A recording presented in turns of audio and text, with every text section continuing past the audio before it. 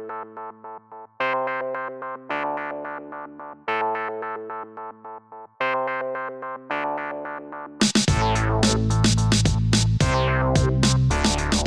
a vu que le T8 arrivait à Épinay, que le T1 arrivait à Gennevilliers, et nous au milieu il y avait une espèce de zone blanche. Et donc on a trouvé que le territoire d'Argenteuil-Beson était insuffisamment desservi.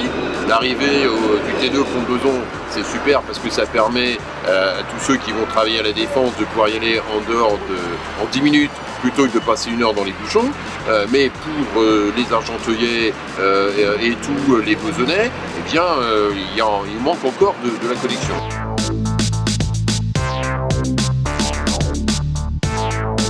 Se bat depuis 2008, on a obtenu un certain nombre de choses, notamment la reconnaissance par le syndicat des transports d'Île-de-France qu'il était nécessaire d'avoir ces transports en commun et sur Argenteuil et sur Beson.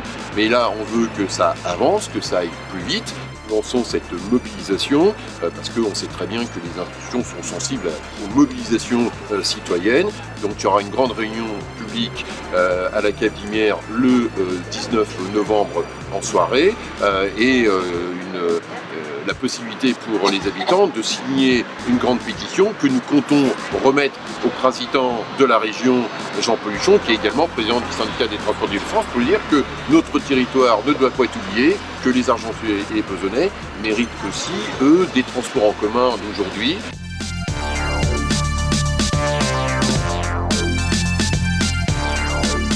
Ce qu'on veut, c'est que les études techniques puissent se faire. La région est d'accord pour les financer. Je regrette qu'aujourd'hui, le Conseil général ne veuille pas les financer. Du coup, l'agglomération va se situer au Conseil général pour que justement les études techniques soient faites, pour qu'on puisse voir exactement sur quelle rue, à quel endroit, de quelle manière, quelles sont les difficultés rencontrées. C'est un enjeu à la fois de vie quotidienne pour les habitants, c'est un enjeu de pouvoir d'achat, parce que mettre de l'essence dans une voiture et monter dans un tramway, c'est pas le même budget. C'est un enjeu de qualité de vie, c'est aussi un enjeu du développement économique.